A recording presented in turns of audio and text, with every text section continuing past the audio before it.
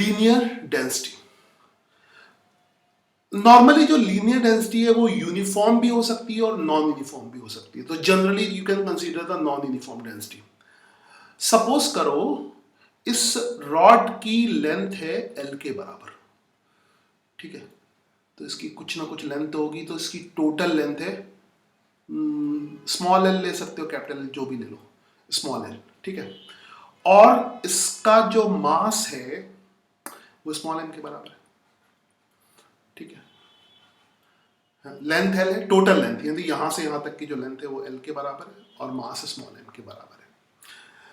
अब इसकी जो डेंसिटी है वो वैसे तुम m अपॉन एल बोल सकते हो, मगर वो यूनिफॉर्म डेंसिटी के लिए होगा। तो डेंसिटी का जनरल कंसेप्ट कैसे डिफाइंड है, वो डीआई मेथड से डिफाइंड है। तो समझना, इसके लिए हम क्या करेंगे, एक किसी भी एंड से इसको ओरिजिन ले लेंगे या इसको ओरिजिन ऑफ कोऑर्डिनेट सिस्टम पे रख देंगे, क्योंकि यहाँ पे तो सिर्फ हमें एक्स कोऑर्डिनेट ही चाहिए लीनियर ऑब्जेक्ट के लिए, है ना। तो you can make a coordinate system, ठीक है, एक कोऑर्डिनेट सिस्टम बना लेते हैं और उसको ओरिजिन एज्यूम कर लेते हैं। I will make a little bit बढ़िया सा सीधा कर देता हूँ coordinate system. I need only one axis for this, और अब तक तो कोऑर्डिनेट सिस्टम के बिना तो कुछ नहीं होता है, तुम्हें पता ही है फिजिक्स में। तो यहां से x डिस्टेंस पर, अब ये बेसिक डेफिनेशन आ रही है डेंसिटी की, जो सचमुच की डेफिनेशन है। x डिस्टेंस पर हमने एक छोटी सी थिकनेस ले ली, पतली सी थिकनेस ले ली dx, क्योंकि डेंसिटी तो वेरिएबल भी हो सकती है ना, तो डेंसिटी की जनरल डेफिनेशन लेनी पड़ेगी। और इस पतली सी थिकनेस का जो मास है वो dm के बराबर है। अभी असली वाली फिजिक्स में आ रहे हो, डीआई मेथड, मतलब डिफरेंशियल और इंटीग्रल एक साथ यूज होता है, तो तुम समझ सकते हो कि डिफरेंशिएशन इंटीग्रेशन कितना इंपॉर्टेंट है, ठीक है। तो यहां पर हम डेंसिटी अब डिफाइन करेंगे पहली बार, लीनियर डेंसिटी। इसका सिंबल लैम्डा होता है, ग्रीक सिंबल है, इसका ग्रीक सिंबल लैम्डा होता है, और लैम्डा डिफाइंड होता है, लीनियर डेंसिटी डिफाइंड होता है DM upon DX, DM upon DX, ठीक है। लीनियर डेंसिटी क्या डिफाइंड होता है, डीएम अपॉन डीएक्स। तो ये फॉर्मूला आ गया लीनियर डेंसिटी का, और इसको तुम अच्छी तरह से फॉर्मूले की तरह इसको याद रख लो। मैं एक बॉक्स इसको देता हूँ, वैसे ज़रूरत नहीं थी बॉक्स बनाने की, बट नो, सब गड़बड़ हो जाएगा, मैं फालतू की चीज़ नहीं करूँगा। गुड सर, हाँ, ये जो लीनियर डेंसिटी है इसका ऑपरेशंस क्या बोलते हैं, वेव ऑक्सीलेशन, इनमें भी यूज होता है क्या? हर जगह यूज होता है होता ना। है। ये वैसे यूज नहीं होता है, तुम सिक्स क्लास का क्वेश्चन वैसे यूज नहीं होता है। जहां भी मैथमेटिक्स लगेगी हर जगह यूज होगा, जहां भी डेंसिटी कोई ऑब्जेक्ट होगा, जहां पे डेंसिटी की जरूरत होगी वहां पे यूज होगा इसमें।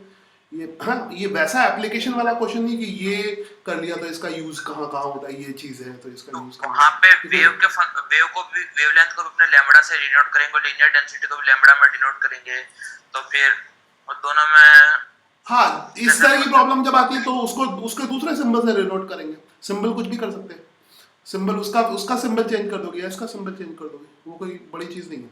चलो, लैम्डा इज इक्वल टू क्या हो जाएगा, डीएम अपॉन डीएक्स, है ना। तो जहां भी लीनियर ऑब्जेक्ट होगा वहां पर इसको यूज करोगे, जहां भी लीनियर ऑब्जेक्ट होगा, वो चाहे वेव में हो, चाहे कहीं भी हो, हीट में हो, कहीं भी हो, है ना, जनरल कंसेप्ट है।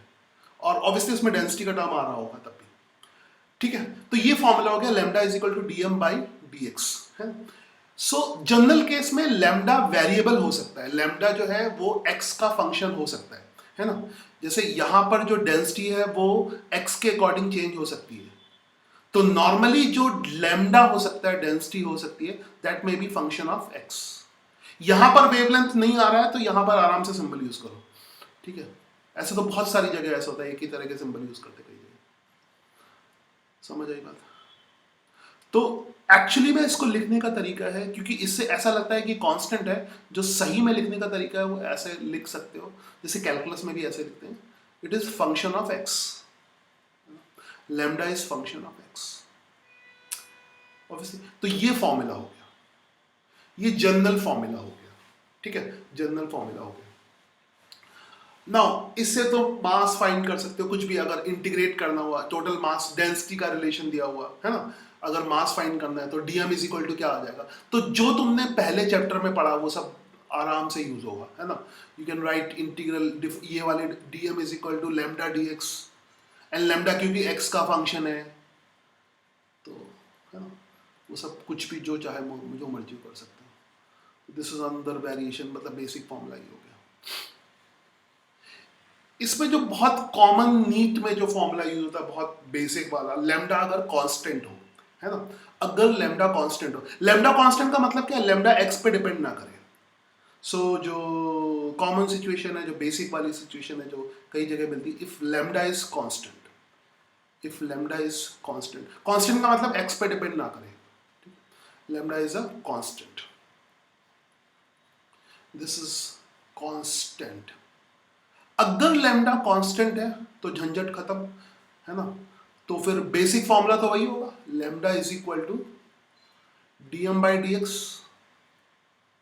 है ना, dm बाई dx. इसको रीअरेंज कर लेंगे इंटीग्रल फॉर्म में, इंटीग्रेट करने के लिए ये डिफरेंशियल फॉर्म लिखिए है. अब ये तो तुम्हें अब अच्छी तरह से ही आ गया होगा, क्योंकि तुम अगर शुरू से पढ़ रहे हो तो यही सब तो किया तुमने, और क्या किया, है ना. दोनों साइड इंटीग्रेट कर लेंगे, है ना, दोनों साइड मोशन में यही सब तो किया. मगर यहाँ पे लेमडा कांस्टेंट है तो इंटीग्रेशन से बाहर आ जाएगा, मगर अगर लेमडा एक्स पे डिपेंड करेगा तो इंटीग्रेशन के बाहर नहीं आएगा. ठीक है, तो लेमडा कांस्टेंट है तो इंटीग्रेशन सिंबल के बाहर आ गया. ठीक है, अब इसको टोटल रॉड के लिए इंटीग्रेट कर दो. डीएम तो एलिमेंटल पोर्शन का मास हो गया. बहुत ध्यान से समझना इसको, क्योंकि एक एक चीज बहुत बहुत समझ के, है ना, फिजिक्स में बहुत ज्यादा नहीं होता, मगर हर एक डॉट भी लगा है तो उसका मतलब होता है. तो इसमें डीएम का तुमने इंटीग्रेशन कर दिया, तो डीएम का इंटीग्रेशन क्या आएगा, टोटल रॉड का मास आ जाएगा एम. ठीक है, लेमडा यहाँ पे कांस्टेंट है, dx का अगर इंटीग्रेशन करोगे तो टोटल रॉड की लेंथ आ जाएगी, तो टोटल रॉड की लेंथ एल हो जाएगी.